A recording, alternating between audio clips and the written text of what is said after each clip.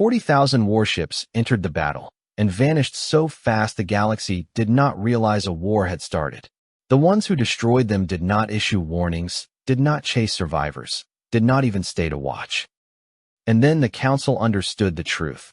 Humanity was not saving the galaxy. It was testing its weapons on someone else's extinction. The Grand Assembly Hall vibrated as living crystal walls carried shock through their veins, a low resonant hum triggered not by ceremony, but by panic. Banners representing unified species hung motionless above the chamber, their colors dulled by the sharp chemical tang of fear released by bodies under stress. The central platform glowed as tactical projections stabilized, then fractured, then stabilized again, each correction confirming the same reality. The combined defense fleet was gone. Not retreating, not scattered. Gone in the way matter vanished when reduced to debris too small to track. The last line between the consuming armada and the inner systems had failed, and the silence that followed was not respectful or procedural. It was biological. Limbs stiffened. Respiratory membranes flared. Secondary hearts accelerated beyond safe limits. Military observers transmitted sensor records stripped of interpretation. Formations collapsed under mass pressure. Regenerative hulls ruptured faster than they could seal. Command nodes disappeared mid-transmission. The enemy did not slow. It accelerated through resistance as if resistance were an inconvenience rather than an obstacle. Ambassadors moved without coordination. Some rose from their seats, others recoiled into them. A few species began emergency signal bursts toward their home systems, evacuation orders encoded in panic. The chamber fractured into motion, sound, heat. Above it all, the star map updated. A red mass advanced through Council territory, its leading edge expanding as absorbed systems vanished from the display. Coreward movement vectors converged with mathematical certainty. There were no defensive markers left to intercept it. Then another layer appeared. Faint at first. Peripheral, a distortion along the outer boundary of the chart where no one normally looked.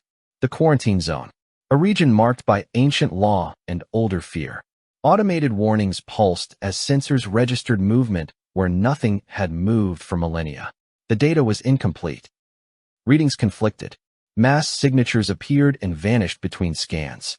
Energy profiles did not match known drives. Formation coherence suggested intent. The information was flagged and routed upward, then quietly deprioritized as irrelevant noise. There was no remaining bandwidth for myths. The enemy was real. The enemy was coming. The galaxy had less than a season before its administrative heart was consumed. Arguments escalated into physical displays of dominance. Accusations crossed centuries-old alliances. Long-maintained restraint fractured under the pressure of imminent annihilation. Every species searched for an exit vector that did not exist. In a side chamber, intelligence analysts froze the quarantine data and replayed it at reduced resolution. The distortion was not random. It was directional. Whatever moved inside the sealed dark was approaching the border deliberately, without haste. The warning markers left by extinct civilizations pulsed once, then again, unheard beneath the roar of a dying order. Archives were not built to scream, but the deepest vaults of the Council Intelligence Annex did exactly that as sealed files unlocked under emergency authority. Crystal memory spires brightened from dormancy, releasing data that had not been accessed since before most member species had discovered faster than light travel. Dust drifted from surfaces no one remembered polishing. Air recyclers strained as systems spun up that had been assumed permanently inert. The quarantine zone was no longer a footnote. It was now a priority. Physical records replaced holograms as automated translators failed against obsolete encryption. Plates of etched alloy slid from containment racks, their surfaces scarred with warning glyphs burned in by hands that no longer existed. Analysts moved quickly, not out of curiosity, but necessity.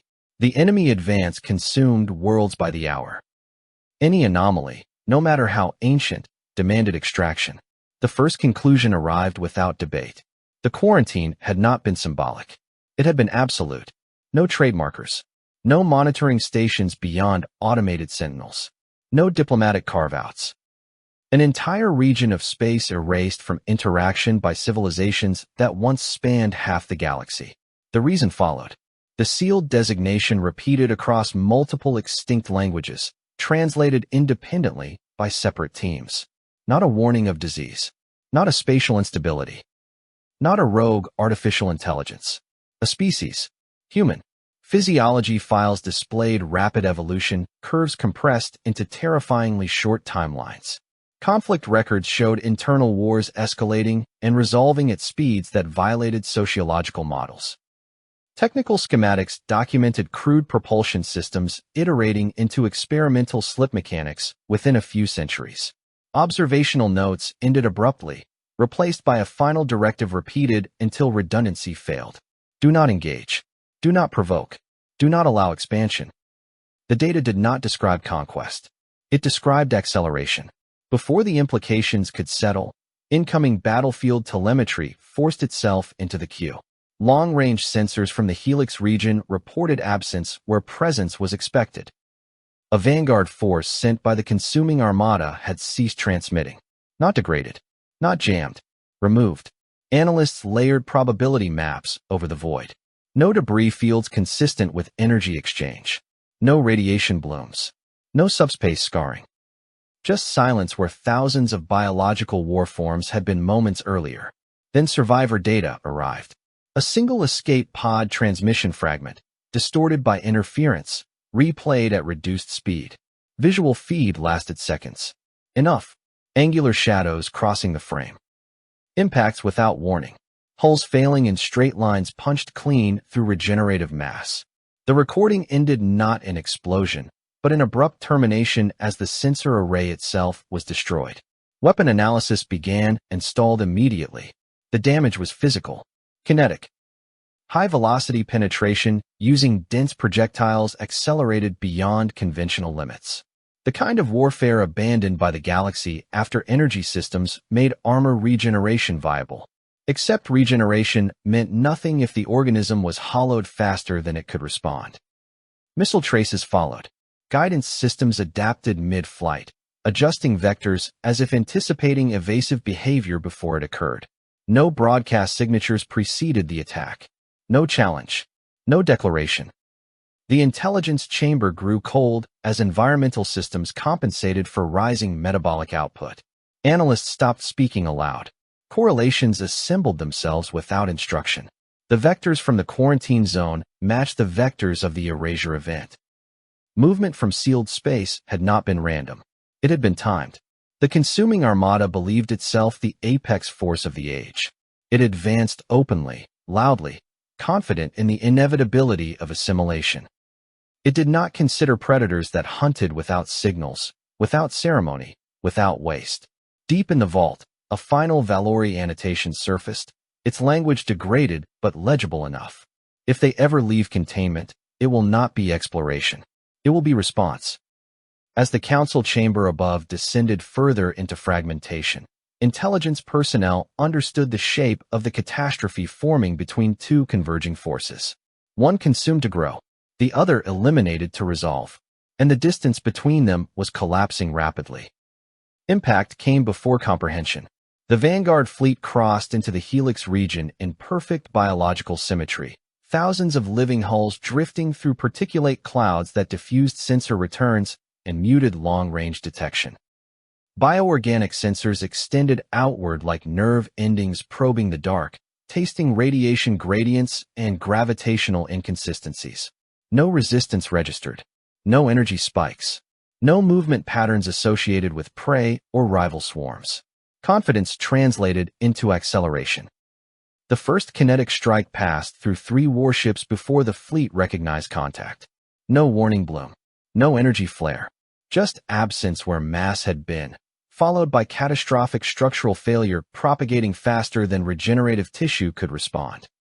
The penetrator exited each hull cleanly, leaving a tunnel of vacuum through living matter that collapsed inward a fraction of a second later. The fleet reacted as it had always reacted. It tightened formation. Defensive organisms thickened armor layers and rerouted nutrients toward damage control nodes. Swarm fighters detached and fanned outward, saturating space with numbers meant to overwhelm targeting systems. The second volley arrived. Dense metal projectiles impacted at relativistic velocity, their trajectories calculated to intersect vital regions identified through centuries of observation. Command nodes failed simultaneously across multiple clusters. Ships broke apart not explosively but mechanically, their internal pressure equalizing with the void in violent silence. The attackers became visible only after the third strike. Dark hulls cut through nebular haze without emission signatures. Flat surfaces absorbed stray radiation. No curves. No biological motifs. Their silhouettes were wrong. Angular geometry optimized for mass distribution and recoil absorption rather than aesthetics or intimidation.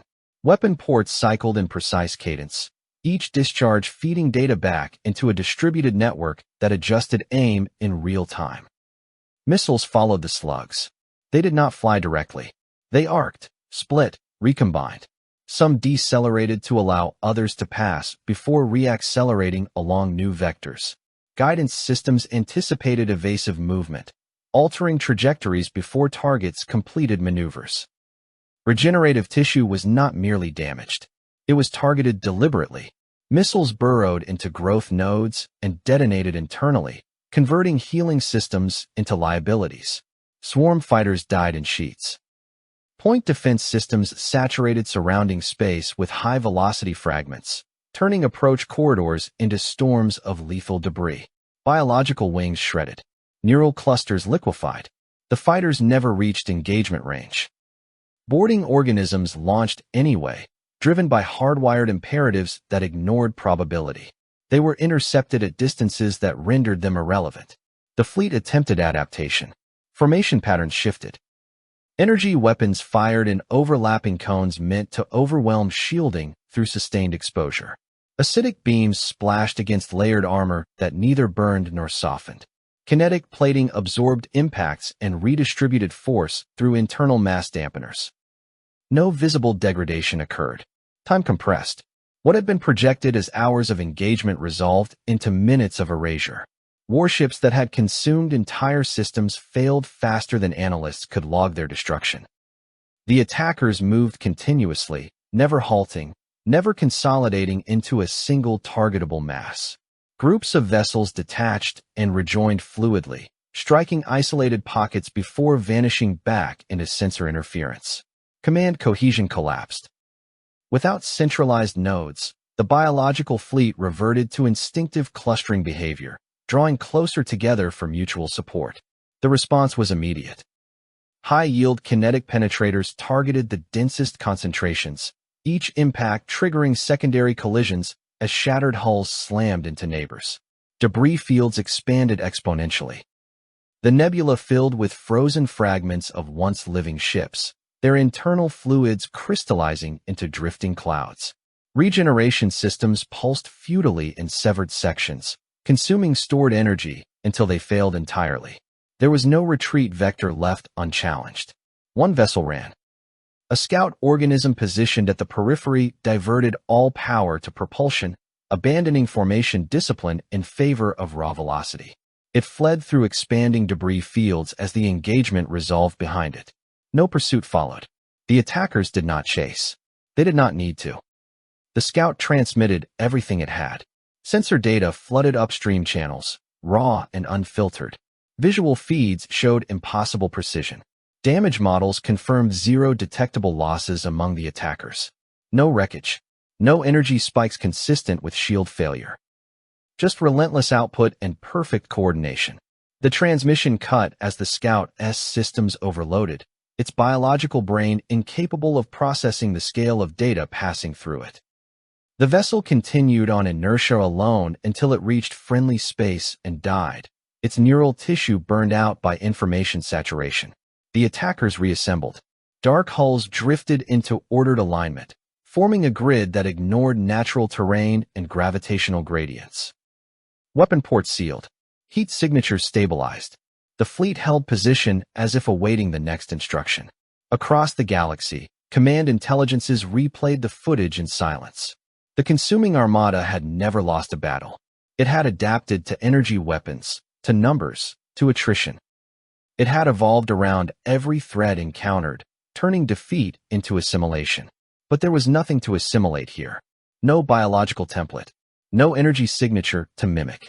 Only mass, velocity, and intent refined to lethal efficiency. The erasure had not been a contest. It had been execution. Analysts attempted to model countermeasures and failed. Increased numbers only produced denser targets. Enhanced regeneration accelerated internal damage when penetrated. Energy adaptation proved irrelevant against weapons that ignored shielding entirely. The attackers had not outgrown the Galaxy's rules. They had stepped around them. The realization spread through strategic networks with the weight of inevitability. Adaptation required survival. The next fleet would not survive long enough to learn. Mass arrived before strategy. The Armada translated into the Helix region as a single organism, gravitational disturbances rippling outward as tens of thousands of living warships displaced dust, gas, and particulate matter on a scale that bent local sensor resolution. The nebula brightened with biological emissions as propulsion organs synchronized, flooding space with the chemical signatures of hunger and certainty. Command impulses propagated through the swarm at organic speed. The loss of previous fleets registered as statistical anomalies, deviations to be corrected through magnitude. Numbers had always resolved uncertainty. Density crushed resistance. Assimilation followed. The Armada advanced. Across the engagement volume, the opposing force did not consolidate. Instead, it fragmented. Dark warships peeled away from one another in controlled dispersion, breaking formation until the cohesive mass dissolved into hundreds of independent clusters.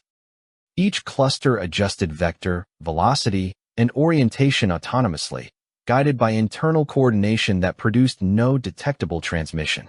To external observation, the formation appeared chaotic, scattered, vulnerable. The Armada surged toward the nearest concentrations.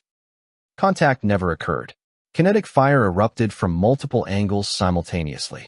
Slugs crossed vast distances in fractions of moments, their paths intersecting command vessels before sensory organs registered launch events. The first wave of penetrations collapsed neural coordination nodes across entire subsections of the swarm. Response lag followed, measured not in seconds, but in fatal delay. Missile salvos arrived layered and recursive. Initial impacts stripped external armor. Secondary detonations exploited exposed tissue. Tertiary devices burrowed deeper, detonating within structural cores where regenerative systems concentrated. Healing processes amplified damage, feeding energy into cascades that tore ships apart from the inside. The Armada attempted reconfiguration. Clusters condensed into defensive spheres, overlapping protective fields and saturating approach vectors with swarm fighters. The human clusters responded by withdrawing, drawing pursuit into kill corridors pre-selected by gravitational modeling. Point defense grids activated, transforming pursuit lanes into lethal volumes where biological craft disintegrated under sustained fragment storms. Every maneuver triggered counterfire. When the Armada spread, isolated units vanished. When it condensed, mass casualties followed. When it accelerated, intercept trajectories adjusted in advance, meeting vectors rather than chasing them. When it decelerated, long-range penetrators exploited predictability. Time became irrelevant. The battle did not progress in phases. It collapsed continuously. Loss rates accelerated as command coherence deteriorated. Without centralized control, local clusters defaulted to instinctive behaviors that had once ensured survival. Those behaviors were now liabilities. The human clusters hunted. Wolfpack formations emerged and dissolved dynamically, their composition shifting as units rotated through engagement cycles. Damaged vessels withdrew seamlessly, replaced by fresh units that assumed identical roles without disruption. There were no pauses for regrouping, no visible fatigue. Ammunition expenditure remained constant, controlled, inexorable. The nebula thickened with debris. Frozen fragments of bioorganic hulls collided at orbital velocities, generating secondary impacts that shredded surviving vessels indiscriminately. Sensor noise increased, blinding organic detection systems calibrated for energy emissions rather than inert mass.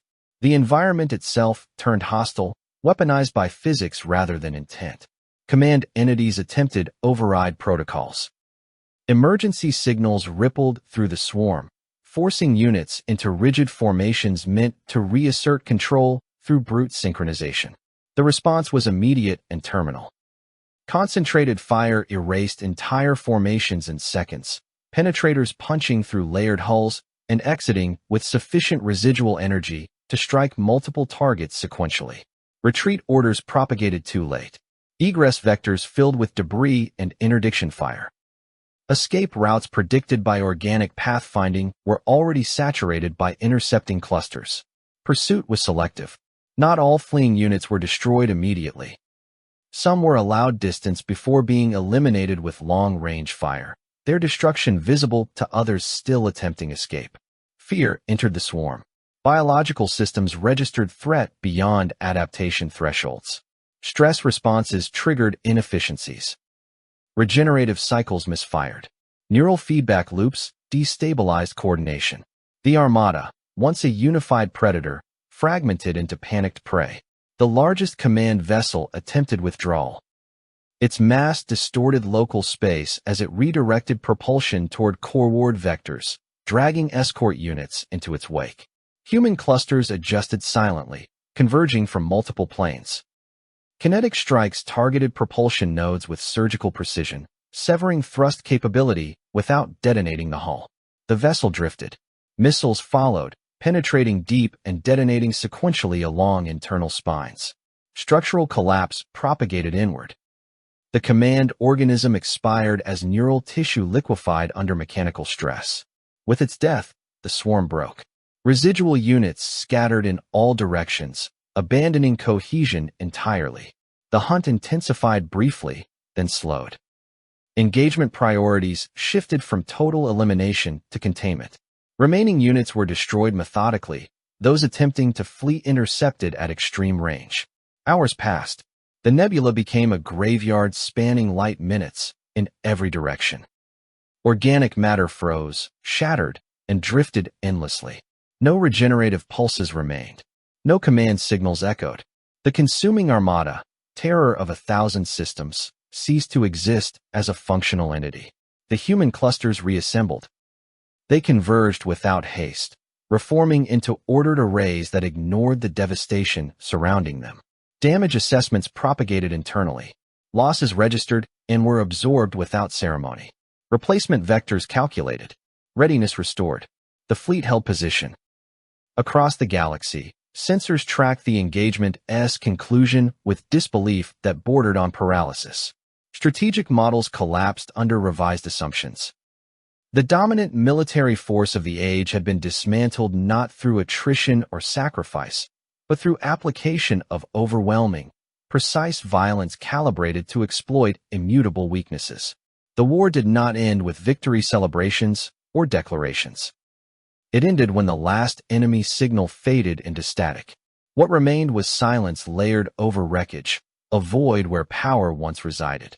And within that silence, a realization spread through every surviving civilization. The balance that had governed conflict for millennia was gone. There would be no replacement Armada. There would be no adaptation. There would be no rematch. Extinction had been processed, not endured. And the force responsible was still intact, still armed, still waiting. Silence settled across the Helix region with unnatural weight, pressing against sensor arrays calibrated for motion, emission, and conflict. Nothing moved except debris, and even that drift slowed as gravitational disturbances normalized. The war had not ended gradually. It had stopped, as systems stop when power is cut cleanly. Across Council space, emergency protocols triggered in cascading layers. Evacuation orders stalled mid-execution. Defense mobilizations froze without targets. Command authorities accustomed to crisis found themselves confronting absence rather than escalation. The consuming Armada was gone. Not routed. Not diminished. Removed. That absence destabilized more than invasion ever had. Strategic councils reconvened under emergency authority, their chambers filled not with urgency, but with restrained panic. Displays replayed the same engagement footage repeatedly, slowed, segmented, annotated, and still incomprehensible. Every model collapsed under the same conclusion. There was no counterforce available. There would not be one in any foreseeable future, and the Annihilators had not advanced. The fleet that had dismantled the greatest military power in known space remained stationary, holding position amid wreckage vast enough to be seen from interstellar distances. No pursuit fleets deployed. No territorial claims broadcast. No communication channels opened. They waited. The Council interpreted waiting as threat. Recon assets were redirected, probes launched along cautious trajectories designed to minimize perceived hostility. None approached close enough to trigger response.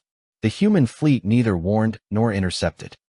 It simply existed, a static concentration of controlled violence at the edge of charted authority.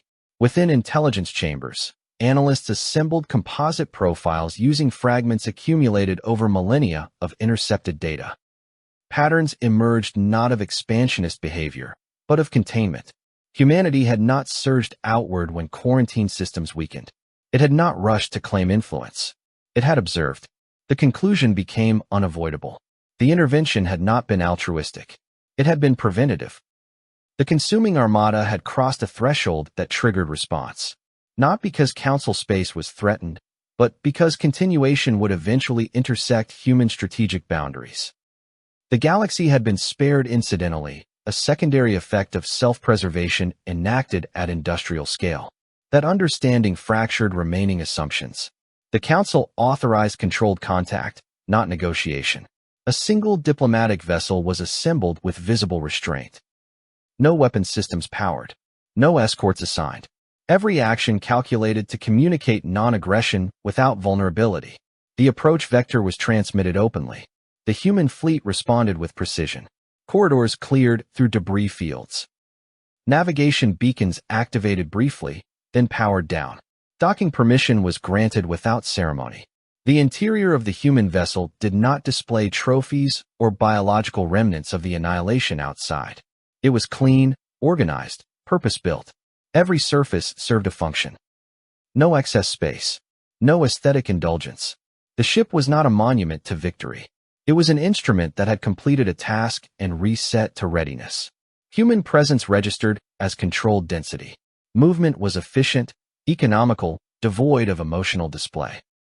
Personnel acknowledged the visitors without curiosity. There was no visible tension.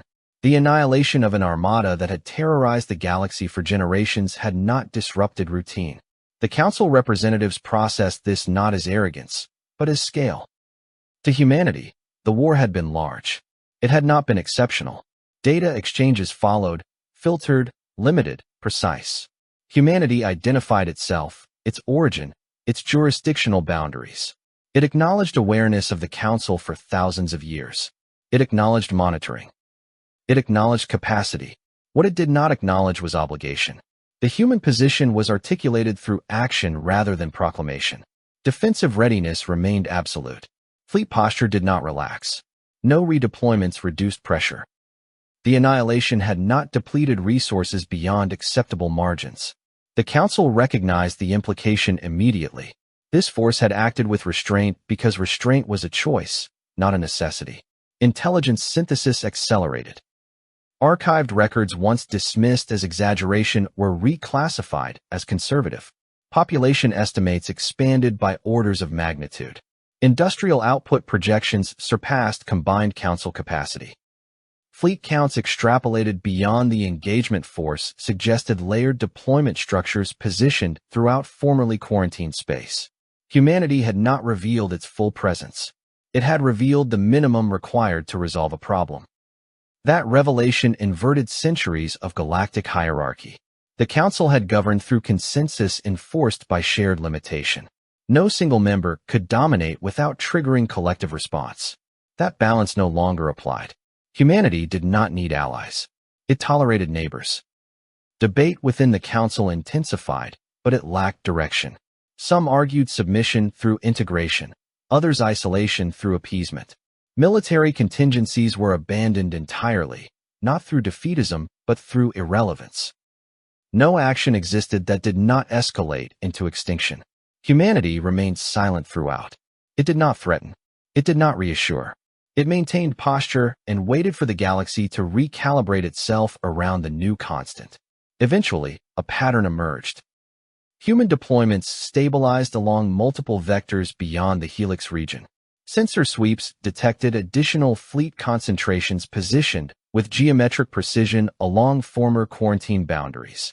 Each formation exceeded the annihilation force in size and complexity. The message was not broadcast. It was implied. This had been the smallest acceptable response. The Council understood then that survival no longer depended on strength or unity alone. It depended on remaining beneath a threshold that humanity had defined internally and never shared. A line that, once crossed, would not trigger war. It would trigger resolution.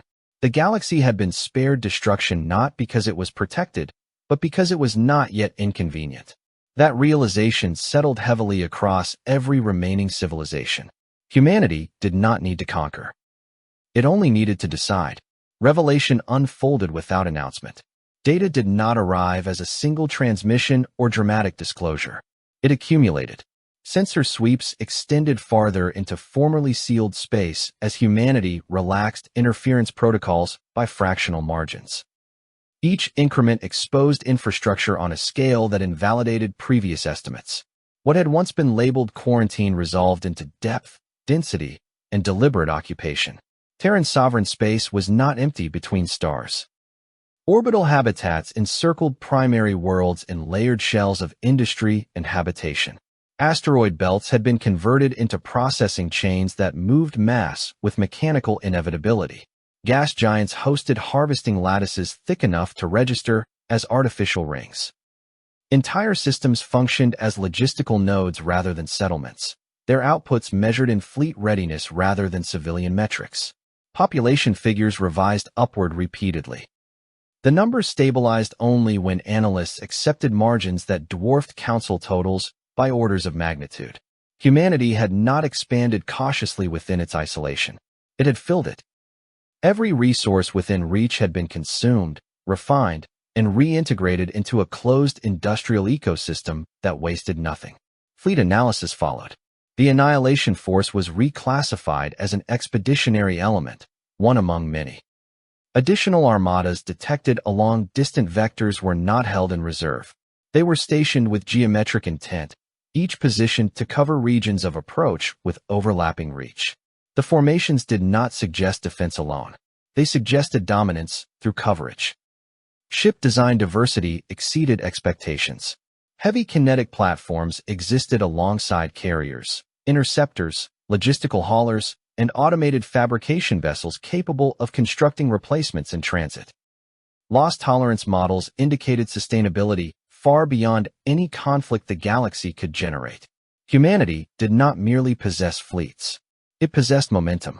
Artificial intelligence signatures permeated every system. Control structures operated at speeds that rendered organic command irrelevant. Tactical adaptation occurred in real time across entire formations without centralized delay. Decision cycles completed before hostile maneuvers finished execution. Human warfare was not reactive. It was anticipatory. The Council convened an emergency session and did not adjourn. Governance frameworks collapsed under the weight of asymmetry. Voting blocks designed to balance influence among comparable powers no longer functioned. Diplomatic mechanisms predicated on reciprocity failed against a civilization that required nothing it could not take unopposed. The Council redefined itself. Authority shifted from enforcement to coordination. Mandates became requests. Security doctrines transformed into compliance protocols designed to avoid triggering thresholds no one could define precisely. The new objective was not victory, stability, or even peace. It was invisibility. Humanity did not intervene in governance.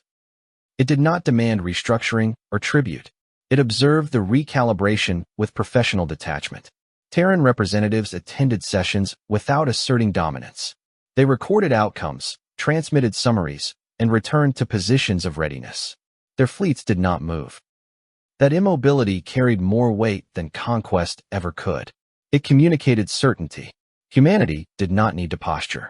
It had already proven the outcome of escalation. Everything afterward was administration. The Council formalized contact. Humanity was recognized as a full participant in interstellar affairs without condition. Sovereign boundaries were acknowledged. Transit restrictions accepted. Technology exchange frameworks limited by Terran discretion. The agreements were ratified unanimously, not through persuasion, but through shared understanding of consequence. Civilian populations reacted unevenly. Relief spread alongside fear. The consuming armada was gone. Worlds previously marked for assimilation stabilized. Trade resumed. Reconstruction began. At the same time, cultural shock rippled through societies that had defined themselves against existential threat. Without a visible enemy, humanity became the silent reference point against which all policy was measured. Military institutions dissolved or transformed. Some fleets were decommissioned. Others reoriented toward internal security and disaster response. No one planned for large-scale war anymore. Planning assumed futility. Humanity did not object. Its restraint manifested not as promise, but as pattern. Terran fleets remained positioned where they had been, unmoving sentinels embedded in the fabric of known space. They did not patrol council systems. They did not enforce law. They simply remained present, an unignorable constant. Intelligence projections extended outward. Models simulated scenarios in which humanity withdrew entirely. The results were catastrophic. Power vacuums reformed. Arms races resumed. New consuming forces emerged inevitably over time. The conclusion unsettled analysts deeply. Humanity was not merely powerful. It was stabilizing. That stability came at a cost the galaxy could never repay. Dependence without leverage. Safety without agency. Survival contingent on continued disinterest from an entity that had no structural reason to remain benevolent. The final reports addressed what humanity had not done. Planetary destruction capabilities existed and were verified. They had not been deployed. Population eradication methods were available and refined. They had not been used. Cultural assimilation techniques, far more subtle than conquest, were documented and in used. Restraint was not weakness. It was discipline enforced internally by a civilization that frightened itself enough to impose limits no external power could mandate. The Council internalized this truth slowly. Humanity did not fear oversight. It feared itself without it. That fear had shaped its doctrine, its deployment, its silence. The quarantine had not merely contained humanity. It had given it time to decide what it would become when finally observed. The galaxy lived with the result of that decision. Trade corridors reopened under Terran monitoring. Research initiatives expanded with cautious optimism. Species that had nearly vanished began to recover. The stars felt quieter, not because danger was gone, but because it had been subordinated. Far beyond Council borders, Terran industry continued its cycles. New ships were laid down. Old ones refitted. Armadas rotated through readiness states that never dropped below overwhelming. Humanity prepared not for war, but for inevitability. Something would come again. The universe produced threats endlessly. Humanity intended to meet them early, decisively, and without spectacle. The consuming armada had not been an anomaly. It had been a rehearsal finally revealed to witnesses. The silence that followed was different from the silence before. It was not ignorance. It was acknowledgement. The galaxy understood now that quiet did not mean absence. It meant presence so absolute that noise was unnecessary. A force that did not need to announce itself because its shadow fell across everything regardless. Humanity did not speak often. It did not need to. Its restraint was visible in every intact world, every resumed trade route, every civilization that continued to exist because annihilation had been processed elsewhere. The new order did not arrive with banners or declarations. It settled like gravity. Permanent, unavoidable, and entirely conditional on a single choice humanity continued to make every day: to wait.